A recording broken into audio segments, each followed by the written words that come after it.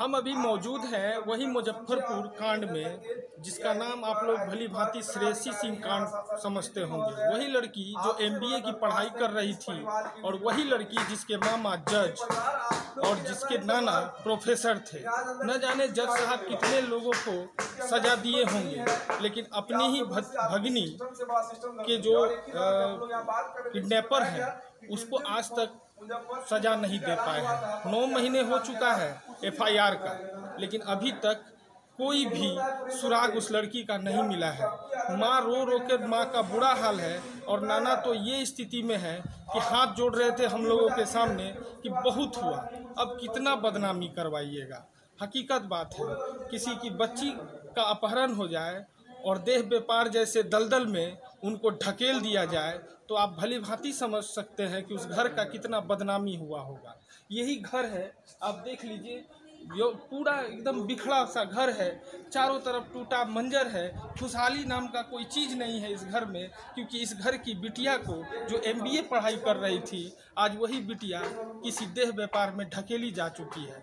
वो भी कोई अनपढ़ जाहिल लड़की रहती तो हो सकता था, लेकिन MBA की हुई लड़की को जबरन कोई अपराधी के द्वारा उसको देह के व्यापार में दलदल में ढकेल दिया जाए तो ये बिहार के लिए बहुत ही शर्मनाक है और उस प्रशासन के लिए भी शर्मनाक है जो हाथ पर हाथ धरकर इनको सिर्फ आश्वासन और आश्वासन और आश्वासन ही दे रही है। यहाँ तक कि इन्होंने जब SSP से मुलाकात किया था तो इस महिला का जो श्रेयसी की माँ है वो कह रही थी कि प्रशासन का कहना था कि अगर बिहार में होगी तो 5 दिन में हाजिर कर देंगे और बिहार से बाहर होगी तो 15 दिन में हाजिर कर देंगे।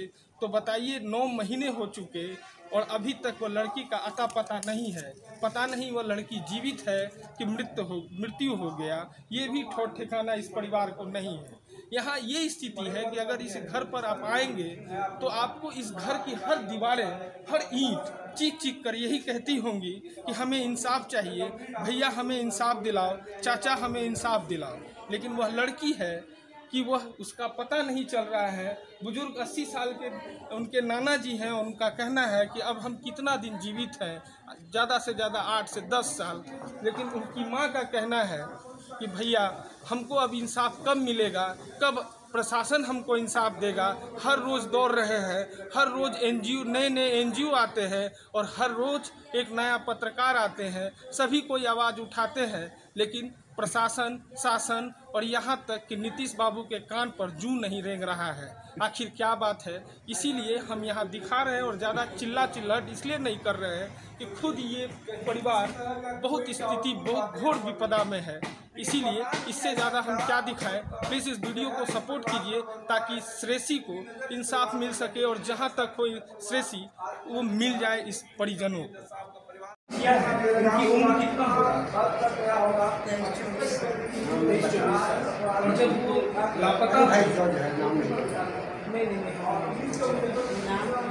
बचिया जो बिहार से लापता हुई तो कितना बजे निकली थी और क्या क्या हुआ? वो लगभग 9 बजे के आसपास निकली थी एग्जाम देने के लिए जी, और 3 बजे जब घर नहीं लौटी है तो हम कोई भी किए वही कुछ नहीं। जब पता चला है तो सुना दिया गया FIR को, उसके बाद क्रम चल रहा है, कहीं से कुछ पता नहीं, कोई पता नहीं। अच्छा, मामा जी उनके जज है, उनका भी कोई रुतबा काम नहीं आ रहा है इस केस में? वो तो जो अपना होता है पोस्ट वाले आदमी का वो कर ही रहा है। लेकिन इतना हाई प्रोफाइल बच्ची है और उसके साथ ऐसा है तो बिहार का आम लोगों के बच्चियों के साथ कैसा होता होगा? मैडम बहुत बड़ा लड़ाई लड़ रहे हैं।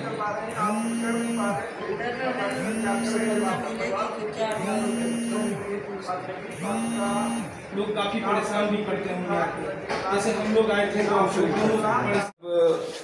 ऐसी कहीं होगी और सेफ सुरक्षित है तो है, उसमें कहीं कोई संदेह नहीं। मतलब जहाँ भी होगी वो सुरक्षित होगी, हाँ। यकीन है आपको? हाँ।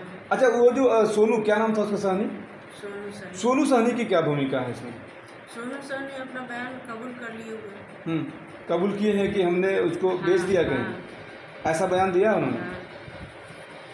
अच्छा, क्योंकि देखिए एक चीज़ और इस जगह पर खास एक गंभीर बात क्या है कि जो लड़की यसी है वो MBA की छात्रा थी, सोचिए MBA की हुई थी, कोई बच्ची नहीं थी वो।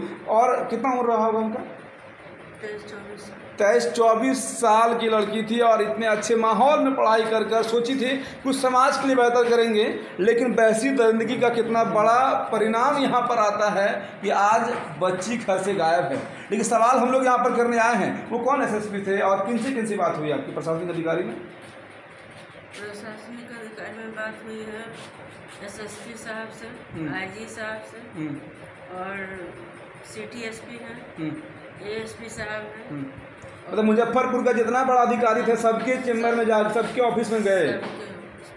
सोचिए सबके ऑफिस में दर की, क्योंकि ऐसा होता है कि जब किसी की बच्ची या बच्चा गायब हो जाए या कुछ हो जाए उनको, तो उनका चैन नींद सुख सब खत्म हो जाता है।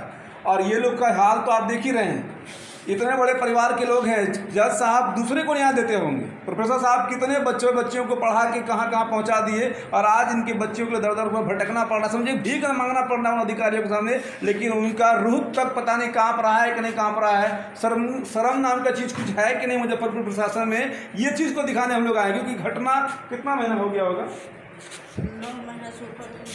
9 महीना हो गया, अभी तक कोई खोज खबर नहीं। तो इसको लेकर DGP महोदय, क्योंकि देखिए आपको लग रहा है कि मुजफ्फरपुर पुलिस कुछ करेगी? चाहेगी तो करेगी, करना तो पुलिस को ही, लेकिन अभी अस्थिर है वो लोग कुछ। हाँ, बिल्कुल अस्थिर। DGP महोदय से नहीं मिले? DGP से भी नेता लोग मिले, हम पर्सनल नहीं मिल पाए। अच्छा, और लोग सारे लोग मिले। देखिए इतना ही बयान हमको लगता है काफ़ी है इस मामले